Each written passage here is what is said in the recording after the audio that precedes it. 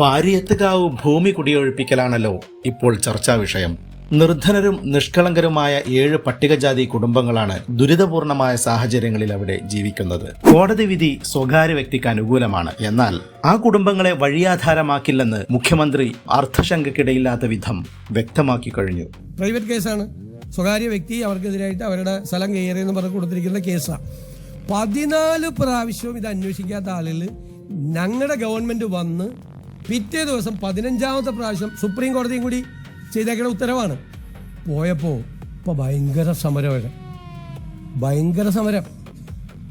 ഞങ്ങൾ ആ ഗവൺമെൻറ് ചെയ്ത പോലെ 14 പ്രാവശ്യവും നിരുത്തരവാദിത്തപരമായ നിലപാടെടുത്ത കഴിഞ്ഞ ഗവൺമെൻറ്റിൻ്റെ നിലപാടല്ല ഞങ്ങളെന്താ ചെയ്തത്? അടിയന്തരമായി എറണാകുളം ജില്ലയിൽ നിന്നുള്ള മന്ത്രി, ഉന്നത വിദ്യാഭ്യാസ വകുപ്പ് മന്ത്രി റോജി എം ജോണിനെ കൊണ്ട് മീറ്റിംഗ് വിളിപ്പിച്ചു. ഞങ്ങൾ പരിശോധിച്ച് എന്ത് ചെയ്യാൻ പറ്റുമെന്ന്. ഞങ്ങളുടെ തീരുമാനം എന്താണെന്നറിയാമോ? കോടതി ഉത്തരവ് നടപ്പാക്കിയാൽ ആ 8 കുടുംബങ്ങൾ വഴിയാധാരമാകില്ല. അതാണ് തീരുമാനം. അതിലവരോട് ഞങ്ങളൊരു പ്രപ്പോസൽ വെച്ചു. അവർക്ക് കോടതി ഉത്തരവല്ലേ നടപ്പാക്കിയാൽ നിങ്ങൾക്ക് പകരം സ്ഥലവും പകരം വീടും തന്ന് അവരെ ഞങ്ങൾ പുനരധിവസിപ്പിക്കും. അവരെ തെരുവിലേക്ക് വിടില്ല. ഇങ്ങനൊരു തീരുമാനം കഴിഞ്ഞ ഗവൺമെൻറ് എടുത്തിട്ടുണ്ടോ? 14 പ്രാവശ്യം വന്നിട്ടും ഒറ്റ പ്രാവശ്യമാണ് ഞങ്ങളുടെ ഗവൺമെൻറ്റുള്ളപ്പോൾ ഈ സംഭവം വന്നത്. ഞങ്ങൾ ആരൊക്കെയായിട്ട് സംസാരിച്ചിട്ടുണ്ടെന്നറിയോ? ഇതിൻ്റെ അകത്ത് ഈ വിക്ടിംസ് ആയിട്ടുള്ള ആളുകൾ, ഇരകളായിട്ടുള്ള ആളുകൾ, അവർക്കെതിരായിട്ട് കേസ് കൊടുത്തിട്ടുള്ള വ്യക്തിയായിട്ട് ഞങ്ങൾ സംസാരിച്ചു, ഒരു സെറ്റിൽമെൻറ്റിന് വേണ്ടിയിട്ട്. ഈ ചുരുങ്ങിയ 2-3 ദിവസങ്ങൾക്കുള്ളിൽ ഈ ഗവൺമെൻറ് ചെയ്തതാണ്. 2 കൂട്ടരുമായിട്ട് സംസാരിച്ചു. AGയോട് അതിൻ്റെ നിയമപരമായ പൊസിഷൻ പരിശോധിക്കാൻ പറഞ്ഞു. ഏതെങ്കിലും തരത്തിൽ ഗവൺമെൻറ്റിനെ ഇടപെടാൻ പറ്റുമോ എന്ന് പരിശോധിക്കുകയാണ്. കുറച്ച് സമയം കൂടി ലഭ്യമാകുമോ എന്ന് പരിശോധിക്കുകയാണ്. ഇങ്ങനെയാണ് ഒരു ഗവൺമെൻറ് ഒരു വിഷയം വന്നപ്പോൾ റെസ്പോണ്ട് ചെയ്തത്. ഞാൻ അത്ഭുതപ്പെട്ടു പോയി. അവിടെ പോയി മന്ത്രിമാർ, പഴയ ഗവൺമെൻറ്റിലെ മന്ത്രിമാർ അവിടെ ഇരിക്കുക. ആ ജില്ലയിൽ നിന്നുള്ള മന്ത്രിയായിരുന്നു, വ്യവസായ മന്ത്രി. അദ്ദേഹമാണ് ആദ്യം അവിടെ പോയത്. ഈ 14 പ്രാവശ്യം അവരെ കുടിയൊഴിപ്പിക്കാൻ പോയപ്പോൾ എന്ത് ചെയ്തു ഇവരെല്ലാം? സർക്കാർ ഉറപ്പ് നൽകിയിട്ടും CPM അവിടെ നടത്തുന്ന സമരനാടകം കാപട്യമാണ്. സ്ഥലം സന്ദർശിച്ച ദളിത് ആക്ടിവിസ്റ്റ് K. അംബുജാക്ഷൻ ഇത് വ്യക്തമാക്കുന്നുമുണ്ട്.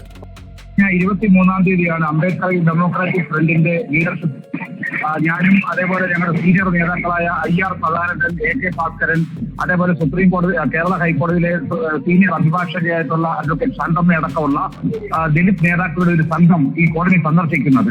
ഈ കോളനിയിലേക്ക് ചെല്ലുമ്പോൾ തന്നെ ഞങ്ങൾ കാണുന്ന കാഴ്ച, ഈ മലയിടം ചുരുട്ട് കോളനിയിലെ 7 കുടുംബങ്ങളെ അവിടേക്കുള്ള വഴി തടഞ്ഞ് ആ എൻട്രൻസിൽ തന്നെ CPM ഒരു വലിയ സമരപ്പന്തൽ തീർത്തിരിക്കുകയാണ്. സമീപത്തു നിന്നും മറ്റു പ്രദേശങ്ങളിൽ നിന്നുള്ള പാർട്ടി പ്രവർത്തകർ ധാരാളം വന്ന് അവിടെ സജ്ജീകരിച്ച് നിൽക്കുകയും അത് കോളനിയെ മൊത്തം ഒരു പാർട്ടി ക്യാമ്പാക്കി മാറ്റിക്കൊണ്ട് പാർട്ടി പ്രവർത്തകർ അവിടെ നിൽക്കുകയും പ്രസംഗങ്ങളുടെ തുടർച്ചയായ പ്രസംഗങ്ങൾ, മുത്തങ്ങ പോലെ നിങ്ങളെയൊക്കെ തല്ലിക്കൊല്ലാനും വെടിവെച്ച് കൊല്ലാനും ഒക്കെയുള്ള ഗൂഢാലോചനയാണ് നടന്നതെന്നൊക്കെ പറയുന്ന വളരെയധികം വൈകാരികമായി തെറ്റിദ്ധരിപ്പിക്കുന്ന പ്രസംഗങ്ങൾ അരങ്ങേറുന്ന സമയത്താണ് ഞങ്ങൾ ചെല്ലുന്നത്.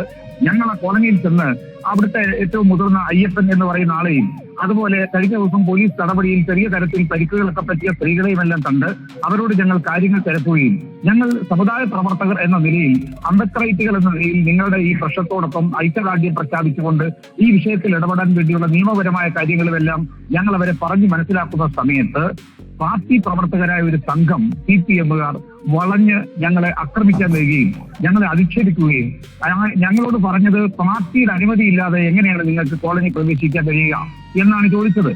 ഞങ്ങൾക്ക് ഞങ്ങളുടെ സഹോദരങ്ങളായ ഇതേപോലെയുള്ള ഒരു ഭൂമി പ്രശ്നത്തിന്റെ പേരിൽ കുടിയൊഴിപ്പിക്കപ്പെടുന്ന അത് സമൂഹത്തെ കാണാൻ CPMന്റെ അനുമതി വേണോ?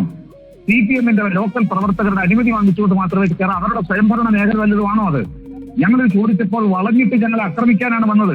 News 18 ചാനലിന്റെ വനിതാ റിപ്പോർട്ടർ എന്ന് പറയുന്ന ഒരു സ്ത്രീ, അവരുടെ കയ്യിൽ ക്യാമറ ഉണ്ടായിരുന്നു. അവരടക്കം ഞങ്ങളെ ചീത്ത വിളിക്കുകയും ഞങ്ങൾ അവിടെ പിടിച്ച അവരുടെ ഫോട്ടോയും മറ്റും ഞങ്ങൾ എടുത്തിരുന്നു.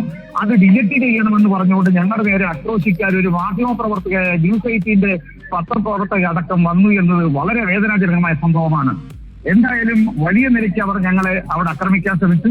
എന്നാൽ ആ കോളനിയിലുള്ള സഹോദരങ്ങൾ, ഈ പ്രായമുള്ള അയ്യപ്പൻ അടക്കമുള്ളവർ അവർ നല്ല രീതിയിൽ ഞങ്ങളോട് പെരുമാറുകയും ഞങ്ങളുടെ സഹോദരങ്ങളാണ്, ഞങ്ങളുടെ ബന്ധുക്കളാണ്, ഞങ്ങളുടെ നേതാക്കളാണ്, അവരെ ഞങ്ങളുടെ മുമ്പിലിട്ട് ആക്രമിക്കാൻ പറ്റില്ല എന്ന് പറഞ്ഞുകൊണ്ട് അവർ ശക്തമായ നിലപാടെടുത്തപ്പോഴാണ് അവർക്ക് പിന്നോട്ട് മാറേണ്ടി വന്നത്. മാത്രമല്ല മേലിൽ ഇവിടെ വന്നു പോകരുതെന്നും ഇത് ഞങ്ങൾ പാർട്ടിയാണ് ഇവരുടെ ഉത്തരവാദിത്വം. ഞങ്ങൾ ചോദിച്ചു, നിങ്ങൾ 10 വർഷക്കാലം ഈ കേരളം ഭരിച്ചപ്പോൾ ഇടപെടാൻ പറ്റുമായിരുന്നില്ലേ? ഇവർക്ക് പട്ടയം കൊടുക്കാൻ കഴിയുമായിരുന്നില്ലേ? നിങ്ങൾ ക്ഷേത്രത്തിനും ശബരിമലയ്ക്കും മറ്റ് പലതിനുമൊക്കെ എത്രമാത്രം രൂപ അലോട്ട് ചെയ്തിരിക്കുന്നു? എത്രയോ പേർക്ക് നിങ്ങൾ സ്വകാര്യ വ്യക്തികൾക്ക് പട്ടയം കൊടുത്തിരിക്കുന്നു. രവീന്ദ്രൻ പട്ടയമടക്കം സാധുവാക്കിയിരിക്കുന്നു.